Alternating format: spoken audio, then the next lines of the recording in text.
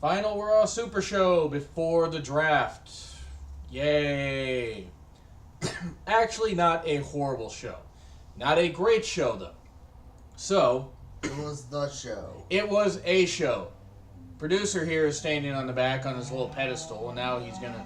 Hey, Finn, do that thing that irritated people earlier. Anyway, Stephanie and Shane. Only way to sum up their promos are hashtag ladyballs. that was pretty uncomfortable. They have a Luke and Leia level of sexual tension that I really don't need to picture. It's pretty bad, but whatever. They're going to introduce the GMs. Okay, pretty hot segment. I'm like, cool. What are we going to do? Foley was introduced as a Raw GM. That was a bit of a shock. I mean, I said that it's possible he could be the GM, but I'm still shocked that he was picked. And I'm really shocked he was picked because I love Mick Foley. He's dedicated a lot to the business. He's given his body for the business, his brain. The guy doesn't really thrive in a live environment. He seemed to struggle with his lines. Stephanie even seemed at a couple points like she had to feed him his lines. Like she whispered to him at a couple points. And now maybe I'm just reading too much into it. But it seemed like, oh God, she's having to feed him his lines. This is not good. But whatever, Foley got a good pop. I'm happy to see how Foley will be as a GM. Don't try to make him a heel. It didn't work in 06. It's not going to work here. And then, of course, you have Daniel Bryan introduces a SmackDown GM. I had a feeling that would happen. It needed to happen. You need a chance for Daniel Bryan to be on TV. If he's going to be under contract, you're going to even pay him the downside guarantee, which I'm sure is substantial that Vince is paying him. Then why not? And it gives him a chance to earn more money so him and Brie can have a family.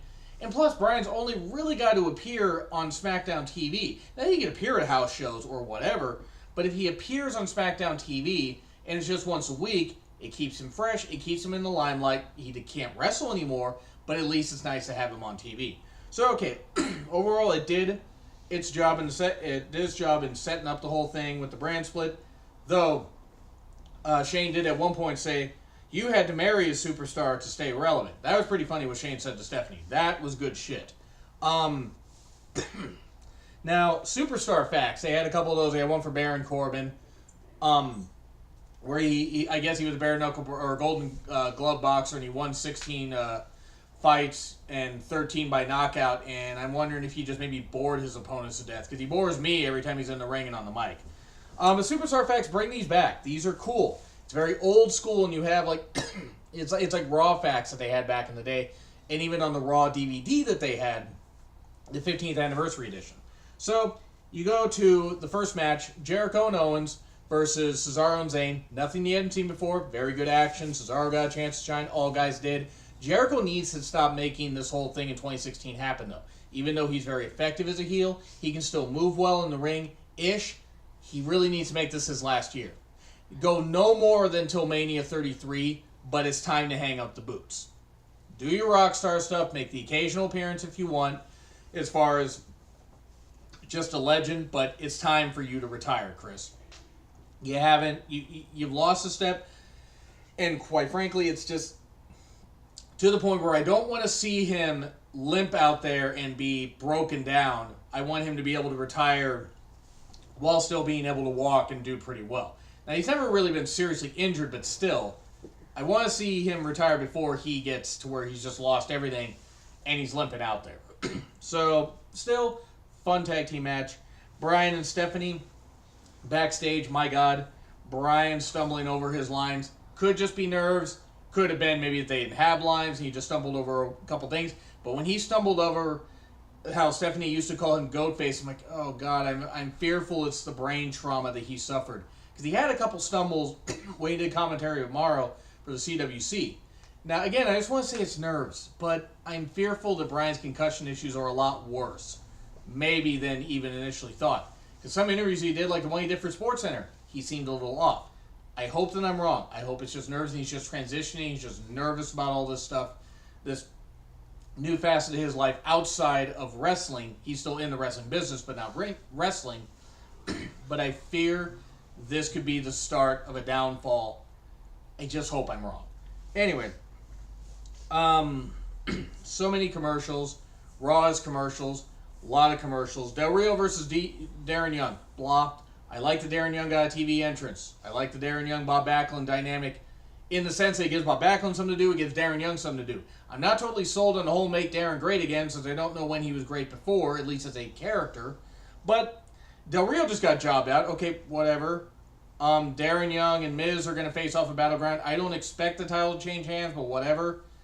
I would have it change hands, just get the title off of Miz. It has not meant anything since Extreme Rules. And then he took time off. You cannot have the IC title mean nothing by not being used. I mean, it's just ridiculous. Anyway, still, whatever. You got Darren Young a TV victory, second Raw victory in a row. Good for him. Second Raw victory does not sound right. Good for him, though. It just have someone beat Miz. Okay, how about Backlund come out of retirement at SummerSlam and beat Miz? And then drop the title to Darren Young next night. Why not? Cena got a meh reaction. I mean, he got some reaction, but mostly got boos. Boy, Enzo and Cass are over. My God, they are over with the crowd. And I mean, Providence. All due respect to Providence, not exactly a hotbed for huge reaction from fans. They don't got a lot of sports teams in the areas or in the area, but still, huge reaction for Enzo and Cass. It was tremendous. I can't wait to see. They need to stay team together. I would not be surprised to see Big Cass face either Roman Reigns or Lesnar at Mania. And I mean, he might face Lesnar at Mania 33. I would be all for it. It provided that Lesnar's USADA possible infraction does not lead to him being suspended to wrestle in some states, which is possible. You can see Cass versus Lesnar down the road. Still, it served its purpose. Cena sounded very like an old man where he just didn't understand what Enzo and Cass were saying, especially Enzo. New Day come out, more banter. Wyatt's come out. We got our 12-man tag team match. New Deletion, though. The whole New Day, Wyatt thing, the final deletion, esque thing. Stop. Just stop. Just stop this. Break up the New Day at this point. I mean, I love the New Day, but break them up sooner than later before they get stale. Much as I love the guys, you don't want to have a group hang on for so long that they get stale. That's what would have happened to the Shield. Cue the fangirls commenting. The Shield would have gotten old if they hadn't split them up when they did. It was perfect time. Perfect time to split up New Day. Split them up soon. Wyatts are facing them at Battleground. Haven't beat them either there. If it's not for the tag titles, haven't beat them on Raw for the tag titles. Get the titles off New Day. They've had them long enough. Then they kept referring to Pokemon though before the Pokemon Go before that, and I mean I guess Carmella makes Carmella or Cass makes Carmella Squirtle. Easy for me to say. So third match, Cena, Enzo, Cass, New Day versus the Wyatts and the Club. The Club was pretty funny when they came out initially. It got better as it built up, but they had 3 commercial breaks in the match. Did not really invest a lot of time with it. And I get that the match ran long. It's a 12-man tag match. This match really needed Luke Harper, because you don't need Eric Rowan and Braun Strowman in the match. 2 very like styles and 2 very like talents that aren't really all that good. It still served its purpose, so they really need Luke Harper back. I hope he comes back soon. Come back at Battleground. So, 3 ad breaks, pretty ridiculous. Still, it had its moments. AJ looked like he may have busted a tooth or something or got hit in the mouth. But he got the pin on Enzo. Good stuff. I don't think that the Club's going to win on Sunday. I think Carl Anderson or Luke Gallows are going to take the pin. Lots of recaps and commercials. Rollins in the empty arena thing, a.k.a. was at a TNA show. That was good stuff. It was good hype. Really good stuff. How are we supposed to boo Rollins? How is he a heel? How is he a heel in all this? All the stuff he said about Roman, the stuff he did here, the special that he did that I only saw a little bit of. How are we supposed to boo Rollins? He's not a heel here. Stop trying to make him a heel. It's not happening. Corbin versus Sin Cara. Admittedly, the feed that we were watching it on, the live feed on Xfinity, cut out during part of this. It only cut out for like a couple minutes, though, and then the match was over. Clearly, the match didn't mean anything. I didn't care if Sin Cara won. I don't care. I didn't care that he beat up Kalisto afterwards. The Lucha Dragons have split up. Yay, thank God. Now they can both be irrelevant, on separate brands. Corbin, get rid of the shit brown tights. Becky and Sasha versus Charlotte and Dana. Just when this match could have gotten somewhere, Natty comes out and attacks Becky. Expected. Got a match at Battleground. I love seeing Natty. Natty and Becky should be able to have a good match. Sasha, her mystery partner. This is who it could be. It can be anybody from Paige to possibly Nikki Bella returning. Shout out to @JMoscow230. He pointed out it could be Eva Marie. If it is Eva Marie, then the rants will be insane on Twitter and on various podcasts and YouTube shows and whatever. Ambrose with the Shield cam, that was good stuff. Rusev and Sheamus versus Ryder and Ziggler, it was what it was. Ziggler, remember when Ziggler was relevant? I mean, that was what, Survivor Series 2014? Good job, WWE. And, of course, shout out to Cassie, who's over here off camera. You can't see her. Said if Ziggler was dating Paige, it's too bad I can't make you scream for me because I'm too good. That was good. That was a good line. We have to make that a hashtag. That's a long ass hashtag though.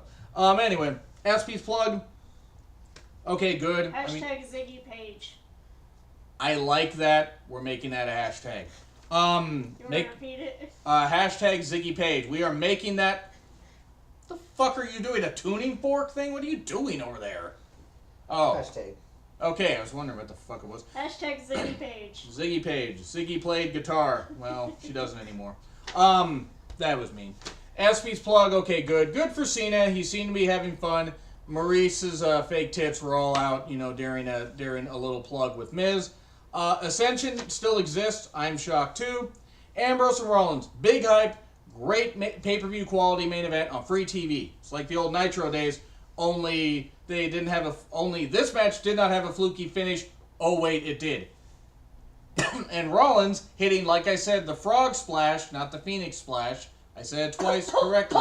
Bullshit. It helps if you actually do that joke better, Cassie. So I got some bullshit stuck in my throat. that's good to know, Cassie. Never mind. You know what? I'm leaving that one alone. Ambrose and Rollins, though, great match. It was a great match. I had a feeling that it was going to end fluky. You had the crowd split. It was great work by both. Double pin, yet Stephanie, who's running Raw, awards Rollins the championship. So, okay, provided that this stands, and Rollins is suddenly the champion, Dean's going to be made the world champion on SmackDown. Or made to win the title on SmackDown Live tomorrow, which I will not be reviewing. I will not be able to watch live, as I will be unfortunately working. Oh well, money's more important than wrestling. Sorry. As excited I am for the draft, I would rather work and not miss a day. Not miss a day. Even though I want to take the day off, I'm not going to. But the double pin, it didn't take away from the match. I was just confused because I'm like, okay, now you've given the title to Rollins, provided the stance. You've given the title to Rollins 2 times in the past month. This mainly is just going to lead to Rollins probably dropping the title to Reigns at Battleground when Reigns returns, which means you're going to have a whole slew of hate because Reigns should not be able to come right back from his suspension and win the title. But that's a whole nother story. I'm going to be doing a Battleground preview on Wednesday, along with watching NXT and reviewing the CWC.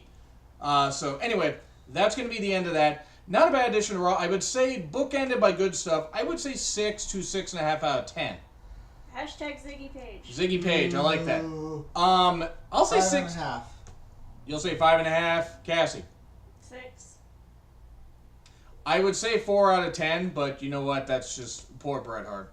I'll say 6 out of 10, though. 6 to 6.5, and I only say that because it was bookended by good stuff with the GM reveals, and the double pin, thing with Ambrose and Rollins. And there was some build to some good matches at Battleground. But it was still 6 and 6.5 out of 10 because it had stuff where it's like, okay, that was pointless. Anyway, follow me on Twitter at RebornAgain, REBOURNE again. See you Wednesday.